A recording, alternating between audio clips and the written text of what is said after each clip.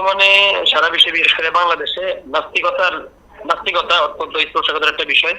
এই বিষয়টা ভালোভাবে মাথাচাড়া দিয়ে উঠেছে এবং আমরা ইদানিং সময় দেখতে পেয়েছি যে মানে মাদ্রাসায় পড়ুয়া আলেম হাফেজ মাওলানা মুফতি হয়েও সে তার মধ্যে ইসলামের বিভিন্ন বিষয়ে কঠিন রকমের সংশয় তার মধ্যে জাগছে এবং তখন সে নাস্তিকতার দিকে ঝুঁকছে। এটার জন্য আবার অনেকের কাছে সমাধান চাচ্ছে। তো এইভাবে আসলে বিভিন্ন রকম একটা কঠিন পরিস্থিতি তৈরি হয়েছে আর কি। তো এই সময় আমাদের বিজ্ঞ আলেমের কাছে জানতে চাও আর কি যে এই ব্যাপারে জোরালো পদক্ষেপ আসলে কি হতে পারে, বা এই যে মাদ্রাসায় পড়ার পরও তাদের মধ্যে ইসলামের বিষয়ে সংশয় জাগে, এই বিষয়গুলো আসলে কেমন কি, এটা তো অনেক সময় সাধারণ মানুষ বিভ্রান্তি হয়।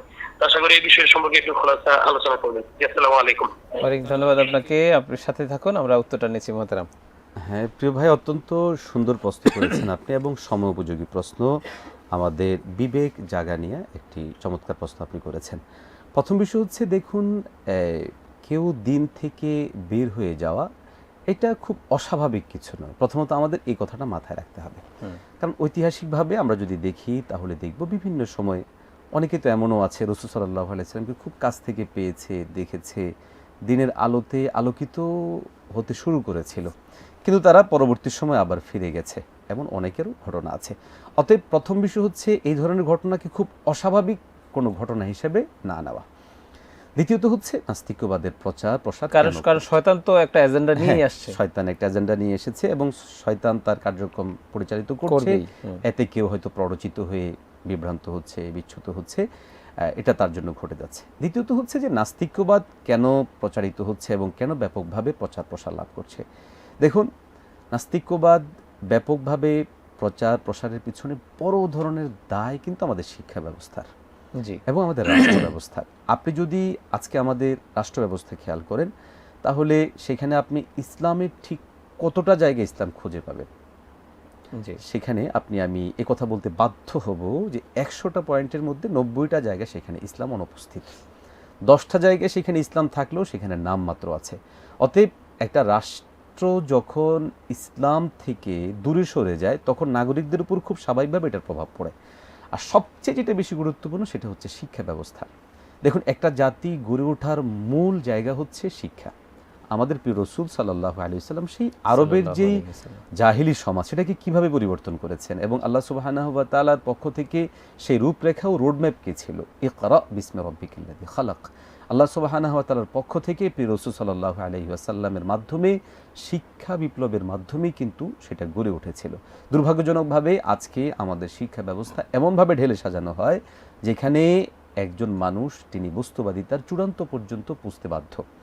বাকি এখন প্রশ্ন হবে যে এখন রাষ্ট্র কিংবা শিক্ষা ব্যবস্থার বাহিরে গিয়ে যেখানে তিনি প্রশ্নের জায়গাটা ধরলেন যে অনেক আলেম, হাফেজ, মাওলানা, মুফতি এরাও নাস্তিকতার দিকে জড়াচ্ছে। প্রথম বিষয় হচ্ছে আমি আপনাকে শুরুতে যে কথাটা বলেছি যে হতে পারে যেখানে রাসূল সাল্লাল্লাহু আলাইহি ওয়াসাল্লামকে পাওয়ার পরও অনেকে দিনের পথে আসেনি, আবার এসে আবার চলে গিয়েছে, এই ধরনের ঘটনা ঘটেছে। অতএব এই ধরনের কিছু ঘটতে পারে। বাকি আমরা আমাদের খুব কাছ থেকে দেখা যে সমস্ত বিষয়গুলোকে কেন্দ্র করে মূলত এই সমস্ত ভাইরা নাস্তিকতায় জড়ান, এর মধ্যে বড় একটা কারণ হচ্ছে যে নিয়মতান্ত্রিকভাবে নাস্তিকতা বিষয়ে আমাদের পড়াশোনা না থাকা অথবা নাস্তিকদের প্রতিরোধে আমাদের তৎপরতা কী হওয়া উচিত এই সমস্ত বিষয়ে নিয়মতান্ত্রিক পড়াশোনা না থাকার কারণে কিন্তু অনেকেই এই অ্যাক্সিডেন্টটা করে থাকেন। অনেকে দেখা যাচ্ছে যে নাস্তিকতা প্রতিরোধের জন্যই তিনি অগ্রসর হয়েছিলেন, কিন্তু পরবর্তী সময় দেখা গিয়েছে যে তিনি নিজেই এই নাস্তিকতার মধ্যে জড়িয়ে যাচ্ছেন। এর পিছনে বড় একটা কারণ হচ্ছে যে নিয়মতান্ত্রিকভাবে এবং শরিয়ার উসুল না মেনে নাস্তিকদের সাথে যে কোনো বিতর্কে জড়িয়ে পড়া। এই জন্য আমরা প্রথমত উদ্বুদ্ধ করব যার তার সাথে যখন তখন বিতর্কে না জড়ানো, আমি নাস্তিক হয়ে যাব, এটা একটা ভুল প্রবণতা। প্রথম বিষয় হচ্ছে আল্লাহ রাসূল সাল্লাল্লাহু আলাইহি ওয়াসাল্লামকে আল্লাহ পাক বলছেন লাস্তা আলাইহিম বিমুসাইতির, আপনি দায়িত্ব এতটুকু পালন করবেন যতটুকু আমি আপনাকে দিয়েছি, কিন্তু এর বাইরে গিয়ে নিজেকে একদম শেষ করে দিয়ে তাকে বুঝাতে হবে এটা আপনার জন্য জরুরি না। আরেকটা বিষয় হচ্ছে দেখুন যারা নাস্তিক হয়েছে বা নাস্তিকতায় জড়িয়েছে এরা যেই সেই কথাবার্তাগুলো বলে এগুলো হচ্ছে কিছু মুখস্থ কথাবার্তা এবং বলা যেতে পারে যে একদম ঠুনকো কিছু কথাবার্তা।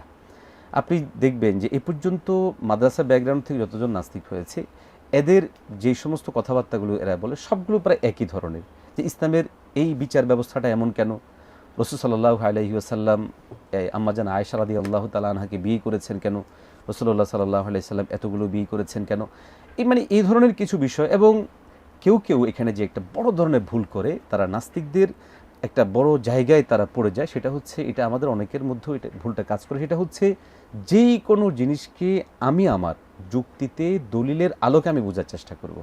দেখুন, আল্লাহ সুবহানাহু ওয়া তাআলার কুদরতের অনেকগুলো বিষয় আছে যেগুলো আপনার আমার সাধ্য সামর্থ্য যুক্তি তর্কের ঊর্ধ্বে উঠে, এটা আল্লাহ পাকের বিশেষ কুদরত দ্বারা প্রমাণিত বিষয়। প্রমাণিত এই সমস্ত বিষয়গুলোকে যতক্ষণ পর্যন্ত না আমার সাধ্য সামর্থ্যের ভিতরে আছে, আমি ততক্ষণ আমি এটা বলতে পারি যে হ্যাঁ, আমি আমার সাধ্য সামর্থ্য অনুপাতে বা আমি আমার দলিলের আলোকে সেটাকে বোঝার চেষ্টা করব।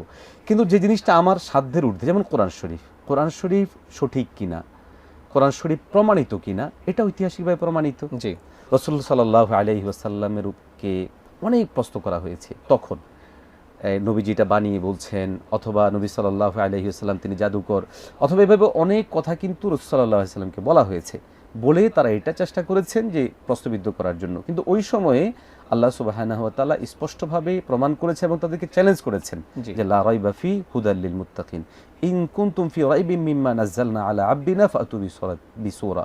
আল্লাহ তাআলা বিভিন্ন আয়াতিভাবে চ্যালেঞ্জ ছুড়ে দিয়েছেন, বারবার বলেছেন। তো ওই সময়কালীন আরবদের কেউ কিন্তু এই চ্যালেঞ্জ আর গ্রহণ করেনি, মানে এই চ্যালেঞ্জ তারা মোকাবেলা করবে এই সাধ্য সামর্থ্য তাদের ছিল না।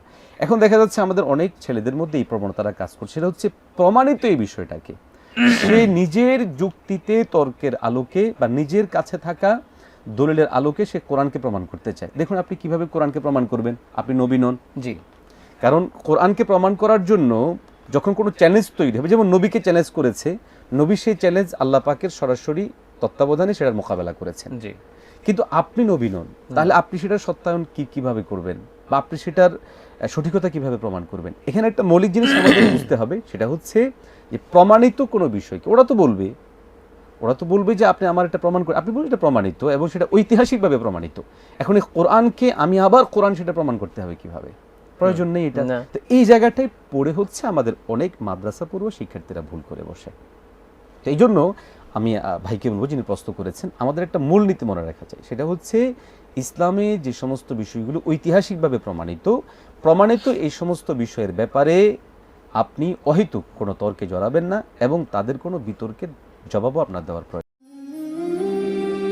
হেভেন টিভি, জান্নাতি আহ্বানী প্রতিক্ষণ।